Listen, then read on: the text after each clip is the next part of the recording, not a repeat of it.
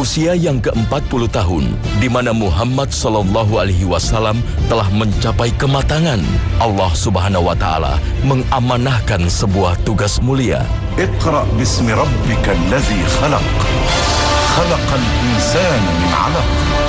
Iqra wa rabbukal akram, alladzi 'allama bil qalam, 'allamal insana ma lam ya'lam. Sang pemuda Bani Hashim ini akan menjalankan tugas maha berat yang membutuhkan kemampuan fisik dan mental yang super prima. Namun Muhammad SAW dapat membuktikan Islam dapat berkembang pesat meski dakwah dilakukan di usia yang tak lagi muda. Kalau kita melihat hari ini sering kita menjumpai bahwa mereka yang telah mencapai usia mulai memasuki angka 4, usia 40 tahun ke atas, mungkin dia mulai merasakan masalah kesehatan yang mulai menurun, mulai sering bermasalah tentang kesehatannya. Tetapi ada yang menarik bahwa justru ketika Rasulullah SAW ditugasi Allah di usia 40 tahun, menunjukkan bahwa ketika tugas kenabian adalah tugas yang juga melibatkan fisik, bukan hanya kecerdasan.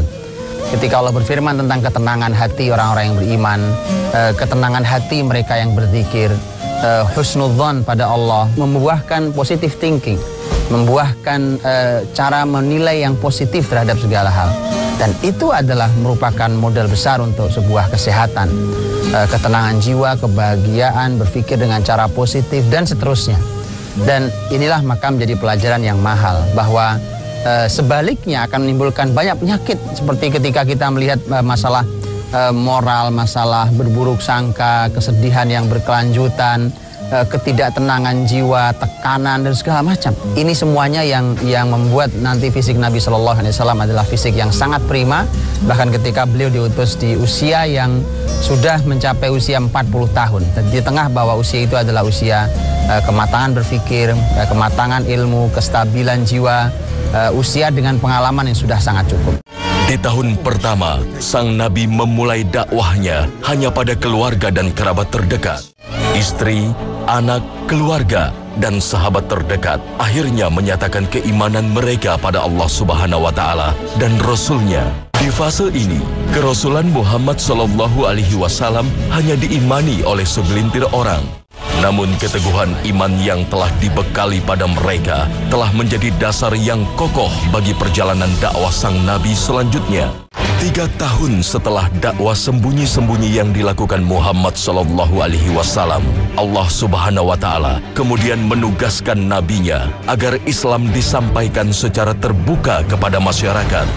Disinilah konflik bermula. Maka setelah mendapat jaminan perlindungan dari Abu Thalib sang paman yang merupakan pemimpin Quraisy, Muhammad SAW memberanikan diri untuk naik ke Bukit Sofa dan memulai menyampaikan Islam di sana. Saat itu seluruh masyarakat Quraisy tahu Muhammad SAW adalah seorang Al-Amin, orang yang paling jujur dan tak pernah sekalipun berdusta. Ya ma'syara Quraisy, Muhammadun Rasulullah sallallahu alaihi wasallam yarghabu bil hadithi ilaikum. Sebuah modal besar bagi sang Nabi untuk meyakinkan masyarakatnya bahwa dia adalah benar-benar seorang Nabi yang diutus Allah Subhanahu wa Ta'ala. Ya ma'syara Quraisy, يقول لكم رسول الله صلى الله عليه وسلم أرأيتم لو أخبرتكم بأن خيلا بسفح هذا الجبل تريد أن تغير عليكم صدقتموني؟ نعم فأنت الصادق. Namun gelar Al-Amin yang dimiliki Rasulullah SAW tak serta-merta mendapat sambutan dari masyarakatnya. Sebagian dari mereka justru mengejeknya, bahkan Abu Lahab, sang paman kandungnya sendiri. Dan benar seperti yang telah diprediksi sebelumnya, Rasulullah SAW harus menghadapi berbagai kecaman dan aksi penolakan. Bahkan di antara pengikutnya harus menerima siksaan hingga wafat lantaran dianggap telah berkhianat terhadap tradisi menyembah berhala. Inilah kualitas individu yang telah dibina Rasulullah SAW. Saat Mekah tak lagi aman untuk muslimin, Rasulullah Shallallahu Alaihi Wasallam mulai berdakwah ke suku-suku lain serta meminta perlindungan bagi muslimin. Di Taif, Rasulullah Shallallahu Alaihi Wasallam memulai dakwahnya, namun justru perlakuan kasar yang diterima. Mekah yang sudah 10 tahun didakwahi oleh Nabi Shallallahu Alaihi Wasallam belum kunjung terlihat bahwa Mekah akan menjadi negeri yang Islami. Maka Taif juga merupakan upaya Nabi Shallallahu Alaihi Wasallam. Tetapi masyarakat Taif adalah masyarakat yang menolak. Ketika Islam ini punya para pendukung, mereka-mereka yang bersemangat, mereka-mereka yang menjadi seorang Muslim yang sesungguhnya, maka tetap memerlukan sebuah tempat. Tempat ini bukan hanya berfungsi sebagai tempat utama, markas, tempat menggagas, tempat berbicara, tempat hidup bersama. Tetapi yang juga sangat penting adalah tempat untuk mengaplikasikan ajaran Islam.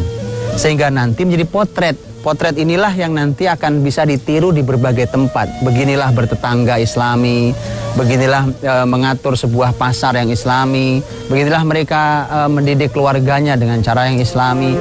Kesedihan yang bertubi-tubi dirasakan Rasulullah Shallallahu Alaihi Wasallam tak sedikit pun mematahkan asa sang Nabi Allah.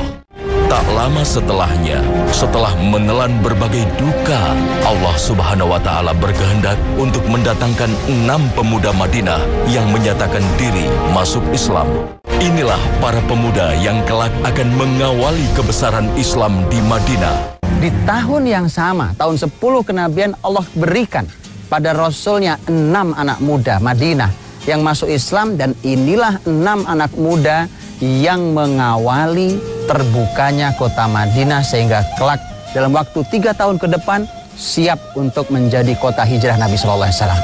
Maka ambillah pelajaran. Bisa jadi hari-hari di mana kita sedang sangat terpuruk, maka cobalah lihat dengan mata optimis, penuh pengharapan pada Allah. Jangan-jangan inilah justru yang merupakan tahun cahaya pertama buat kita, agar orang beriman tidak pernah berputus asa dalam hidupnya. Di tengah-tengah Rasulullah Shallallahu Alaihi Wasallam menyiapkan Madinah sebagai kota muslimin, Rasulullah Shallallahu Alaihi Wasallam melakukan perjalanan Isra Mi'raj untuk menerima perintah salat 5 waktu. Yaqulu Muhammad, innahu al-layla usriya bihi min Makkah ila Baitul Maqdis, thumma urija bihi ila as-samawati as-sab'a wa 'ad wa ahlu Makkah niyam. Peristiwa ini menjadi catatan menarik bagi ahli sejarah sebab berbeda dengan ayat-ayat ibadah lainnya yang kebanyakan turun setelah Nabi di Madinah. Perintah sholat justru turun saat muslimin masih berada di Mekah. Hal ini menunjukkan betapa pentingnya sholat sebagai fondasi utama bagi muslimin. Dalam masalah sholat, para ulama mengatakan bahwa Nabi Shallallahu Alaihi Wasallam sudah melaksanakan 2 sholat. Salat pertama adalah salat pagi dan sore, itu di awal-awal Nabi menjadi Nabi. Dan salat yang kedua adalah sebagaimana ayat yang diturunkan dalam surat Al-Muzammil, yang merupakan surat-surat yang awal turun kepada beliau. Ya ayyuhal muzammil qumil laila illa qalila niswahu aw inqus minhu qalila aw zid alaihi warattil qur'ana tartila. Diperintahkan Nabi SAW untuk melaksanakan qiyamul lail, untuk bangun di malam hari dan melaksanakan ibadah. Ini adalah yang justru dilaksanakan di awal-awal. Dan setelah itulah maka kemudian ternyata sholat 5 waktu itu diturunkan di menjelang Nabi hijrah ke kota Madinah. Ada satu catatan yang menarik bahwa mengingat data ini, maka ini menunjukkan bahwa sholat begitu pentingnya dalam Islam. Begitu pentingnya dalam Islam. Karena rata-rata ibadah itu turunnya di kota Madinah, tapi dia turun di Mekah. Ini menunjukkan bahwa ada sebuah pondasi yang penting untuk orang dilatih dengan ibadah yang terbesar dahulu. Karenanya Nabi Shallallahu Alaihi Wasallam menyampaikan kepada kita, inilah yang membedakan antara kita dan orang kafir, kita dan orang musyrik. Al-ahdu bainana wa bainas syirki wa bainal kufri as-salah, faman tarakaha faqad kafar. Yang memisahkan kita dan kemusyrikan dan kekafiran adalah salat. Yang meninggalkannya dia telah kafir. Betapa pentingnya ibadah yang satu ini. Bahkan kalau kita melihat anak-anak kita sudah diminta untuk diperintah sholat di usia 7 tahun. Bahkan sudah diminta oleh Nabi untuk ditegasi kalau masih belum sholat di usia 10 tahun. Pada 10 tahun belum balik zaman Nabi. Zaman Nabi laki-laki balik usia 15 tahun. Tapi mengapa sudah harus ditegasi? Karena begitu pentingnya tema sholat, agar ketika mencapai usia balik, maka sang anak sudah terbiasa melaksanakan sholat dengan tidak berat hati dan tanpa disuruh. 6 pemuda Madinah yang telah menyatakan keislamannya di hadapan Nabi, kemudian datang di tahun berikutnya dengan membawa 7 orang tambahan. Mereka inilah yang kemudian melakukan sumpah setia pada Nabi, yang kemudian dikenal dengan nama Baiat Aqobah pertama. Pertumbuhan muslimin Madinah terus bertambah di tahun berikutnya. Sampai di tahun ke-13 kenabian, Madinah telah siap menjadi kota bagi pusat aktivitas umat muslim. 6 anak muda yang dapatkan Nabi SAW atas izin Allah bahwa 6-6-nya bersyahadat mereka adalah anak-anak muda. Sekali lagi menguatkan kepada kita bahwa di pundak pemudalah peradaban itu dibangun. Kalau kita berkumpul dengan anak-anak muda, maka kita bisa berharap kebangkitan sebuah peradaban Islam akan segera menjadi kenyataan. Dan Madinah perlu diketahui dibangun di atas pundak 6 anak muda awalnya. Bahkan kalau kita lihat nama-nama mereka, nama-nama yang bahkan tidak dikenal, bahkan kalaupun kita cari hari ini dalam biografi mereka, kita akan sangat sulit untuk mendapatkan biografi mereka. Seringkali begitu, bahwa pondasi sebuah peradaban kadang-kadang dibangun bahkan oleh orang yang tidak pernah dikenal. Tidak usah kecewa, tidak usah khawatir, karena memang orang berjuang ikhlas karena Allah Subhanahu wa Ta'ala. Biarlah hanya Allah yang mencatat semua usaha kita. Biarlah hanya Allah yang mengenal kita. Dengan semua upaya Allah tidak pernah tidur, Allah tidak pernah lalai dengan semua kebaikan itu. Dan ternyata benar, keikhlasan itulah yang menghadirkan kebesaran Islam di kota Madinah nantinya. Maka di tahun ke-13 kenabian, atau di usianya yang ke-53 tahun, Rasulullah Shallallahu Alaihi Wasallam melakukan perjalanan hijrah dari Mekah ke Madinah. Di usia yang sudah tak lagi muda, fase dakwah Islam yang lebih menegangkan akan segera dimulai. Inilah Rasulullah Shallallahu Alaihi Wasallam yang sepanjang usianya hanya dihabiskan untuk menyelamatkan umatnya dari kegelapan dunia yang fana. Nabi Shallallahu Alaihi Wasallam yang telah mencapai usia 53 tahun, beliau mendapatkan perintah hijrah dalam perjalanan 500 km kurang lebih. Kalau di kita hari ini usia 53 tahun mungkin adalah usia persiapan orang menjelang pensiun. Tapi Nabi harus melakukan perjalanan fisik dengan ancaman jiwa. Ini dilakukan Nabi SAW. Ini artinya bahwa Nabi SAW di usia itu usia yang terus berjuang. Maka mari kita belajar bahwa mencapai usia pensiun pekerjaan bukan berarti berhenti untuk berkarya. Bukan berarti seseorang kemudian dia merasa sudah tidak terpakai lagi atau dia tidak berguna lagi. Rasulullah SAW bahkan memulai jihad besarnya dengan peperangan Perang Badar itu usia 55 tahun. Terus kalau kita tarik ke belakang, bahkan Rasul wafat di usia 63 tahun. Sampai di ujung kehidupan Nabi Shallallahu Alaihi Wasallam, Nabi tak pernah kenal kata pensiun dalam arti yang salah. Nabi Shallallahu Alaihi Wasallam bahkan sudah saat beliau sakit, saat beliau sudah dalam keadaan lemah, beliau masih terus ingin berbuat kebaikan. Bayangkan, Nabi sakit, demam tinggi, bahkan berkali-kali pingsan. Ketika dalam keadaan badan terasa lebih nyaman, lebih enak, beliau minta dipapah kanan kiri untuk dibawa ke masjid sholat bersama para sahabat, sholat subuh berjamaah. Bayangkan, kita yang masih diberikan Allah kesehatan, kemudian kita bermalas-malasan untuk melaksanakan ibadah pada Allah Subhanahu wa Ta'ala. Tirulah manusia terbaik. Yasrib yang telah berubah nama menjadi Madinah pada awalnya merupakan kota yang penuh dengan konflik. Kehadiran Rasulullah Shallallahu Alaihi Wasallam di kota tersebut membawa keberkahan hingga tercipta rasa persaudaraan dan perdamaian. Di awal kepemimpinan apa yang harus diminta? Menjadi pelajaran buat kita. Yang harus diminta adalah Allahumma ja'al barakatal Madinah dhi'fai Makkah. Ya Allah, jadikan keberkahan kota ini, keberkahan Madinah 2 kali keberkahan Mekah. Yang diminta adalah keberkahan.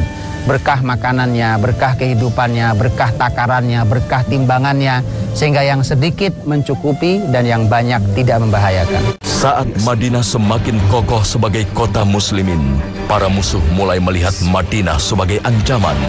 Puncaknya di tahun kedua setelah hijrah, meletuslah peperangan pertama muslimin dengan musuh utamanya, kaum Quraisy.